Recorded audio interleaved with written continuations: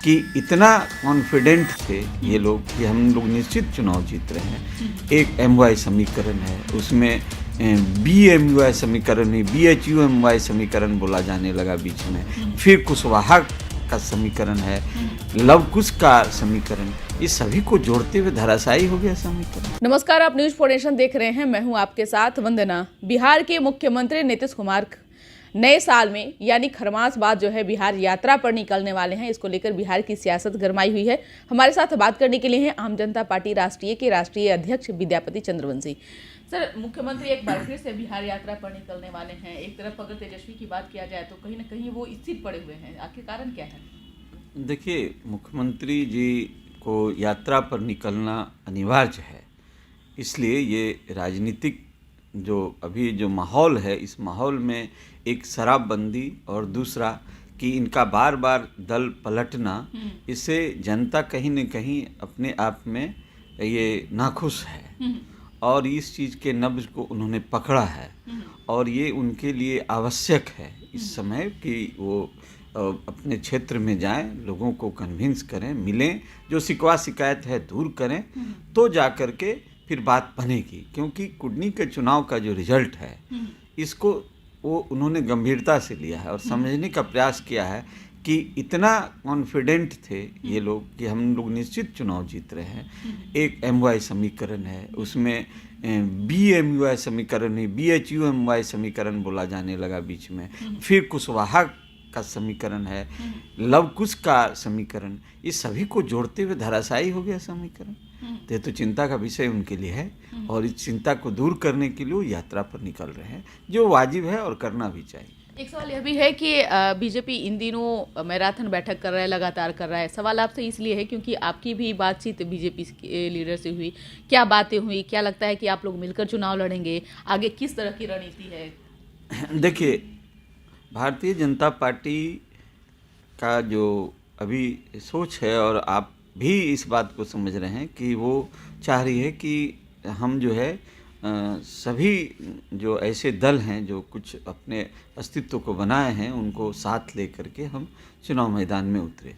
उसी क्रम में कहीं उन लोगों का विचार हुआ, तो जैसे हम लोगों के साथ बैठक हुई भिखू भाई दलसानिया साहब के साथ, तो उस बैठक में उन्होंने कहा कि हम इस बात को अपने संगठन में रखेंगे और आप लोग को जहाँ तक निर्णय का सवाल है वो तो ऊपर लेवल पर ही निर्णय होता है और उसके बाद जो निर्णय होगा देखा जाएगा। एक हम लोग का औपचारिक बैठक थी, चूँकि कुडनी विधानसभा चुनाव में हम लोगों ने समर्थन दिया था और उसका रिजल्ट अच्छा आया, तो इसी आधार पर उनके साथ एक बैठक हुई और आगे का देखा जाएगा, जो समय बताएगा क्या होता है। एक सवाल यह भी है कि तेजस्वी यादव इन दिनों मतलब जितना एक्टिव थे, इन दिनों देखा नहीं जा रहा है कि वैसा कुछ हलचल हो। यहाँ तक कि वो अपने नेताओं को भी मना कर दिए कि कोई भी शराबबंदी पे ना बोले, यानी कि कोई ऐसा बयान जो है वो मीडिया के सामने न दे।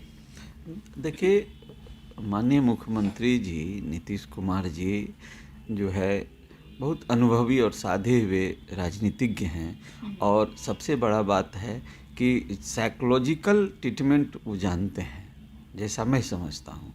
तो उन्होंने उन्हें नींद की गोली खिला दिया। तेजस्वी यादव को किस लिए? वो नींद की गोली खिला दी कि तुम सो जाओ, तुम निश्चित तुम्हारे नेतृत्व में चुनाव 2025 में और 2024 में की बात तो नहीं, लेकिन 25 में चुनाव तुम्हारे नेतृत्व में। तो ये बात जैसे किसी के दिमाग में आती है तो उसको कन्फर्मेशन होता है कि भाई अगला चुनाव मेरे नेतृत्व में लड़ा जाएगा, हम ही लीडर होंगे और हम ही मुख्यमंत्री का चेहरा होंगे। तो ये बात जब एक जो सर्वे सर्वा हैं उस जदयू के वो कह रहे हैं महागठबंधन में कि ऐसा होगा, तो उनको वो निश्चिंत हो गए हैं, वो अभी नींद ले रहे हैं। उनका नींद खुलेगा तब जब तो, क्योंकि नीतीश कुमार जी के बारे में एक बातें आम हो चली है अब कि जो वो कहते हैं वो करने में उनको कोई उस नहीं करने में उनको कोई दिक्कत नहीं है। जैसे कह दिए कि मिट्टी में मिल जाएंगे, भाजपा में नहीं जाएंगे, तो मिट्टी में मिले कि ना मिले, लेकिन भाजपा में चले गए। फिर कहे कि मैं 3 चीज़ से समझौता नहीं करता हूँ, और फिर 3 चीज़ से समझौता, कि इसलिए उनको उनके संबंध में ये एक आम भावना अब हो गई है लोगों में कि वो माने वो जो कहते हैं वो करते नहीं है, जो करते हैं वो कहते नहीं है। एक तो सवाल ये भी है कि बिहार में इन दिनों पेपर लीक के मामला को लेकर युवाओं में काफ़ी मतलब नाराजगी है। एक तरह से देखा जाए तो आक्रोश भी देखा जा रहा है, बीजेपी भी उसके समर्थन में है, उतर चुकी है। तो क्या लगता है कि बिहार में ही ऐसा क्यों होता है, बार बार पेपर लीक हो जाना, बच्चों के साथ अन्याय ऐसा क्यों आखिरकार हो रहा है? देखिए, ये तो क्राइम है, इसको तो क्राइम के दर्जे में डालना चाहिए। सरकार को ऐसी कानून बनाना चाहिए इस पर कि यदि कोई पेपर लीक होता है तो उसके कानून के प्रक्रिया में उसको लाना चाहिए, क्योंकि ये क्राइम में डालना चाहिए, अपराध की श्रेणी में आना चाहिए। और जब आप उसे अपराध की श्रेणी में लाएंगे तब जा कर के इसमें सुधार होगा। और सरकार को इस विषय पर चिंता ही नहीं है। सरकार आज चाहे जब भी आज भी सरकार इस विषय पर आज चिंता करे तो कैबिनेट में लाके इस पर कानून बनना चाहिए और उसे अपराध की श्रेणी में लाना चाहिए। जब अपराध की श्रेणी में आएगा तो उसके लिए जो दंड निर्धारित होगा, कठोर दंड होगा, तो जा कर के ये जो है ये सब चीज़ पर कुछ कुछ पाबंदियां लगेगी। बहुत बहुत शुक्रिया। तो आप सुन रहे थे क्या कुछ कहना था आम जनता पार्टी राष्ट्रीय के राष्ट्रीय अध्यक्ष विद्यापति चंद्रवंशी का। इन्होंने अपना अनुभव साझा करते हुए कहा कि जिस तरह से बिहार में आए दिन पेपर लीक का मामला हो या फिर शराबबंदी का मामला हो। एक सवाल आपसे यह भी है कि बिहार में शराबबंदी को लेकर इन दिनों जो है हाहाकार मचा हुआ है। जहरीली शराब से लोगों की आए दिन मौत हो रही है। मुआवजा की बात कही जा रही है, नीतीश कुमार कह रहे हैं कि मुआवजा किस बात की। देखिए, एक चीज़ बता दूं, अभी जो छपरा में जो मौतें हुई जिसका आंकड़ा सरकार ने छिपाने का भी प्रयास किया है, तो आप ये जान लें कि शराबबंदी में जो कानून बनाया गया वो अव्यावहारिक तरीके से बना है।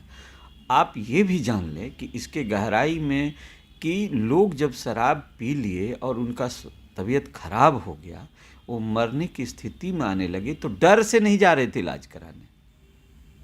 अब डर से इलाज कराने नहीं जा रहे थे, इसलिए क्योंकि वहां जाने से 5,000 रुपया फाइन देना है,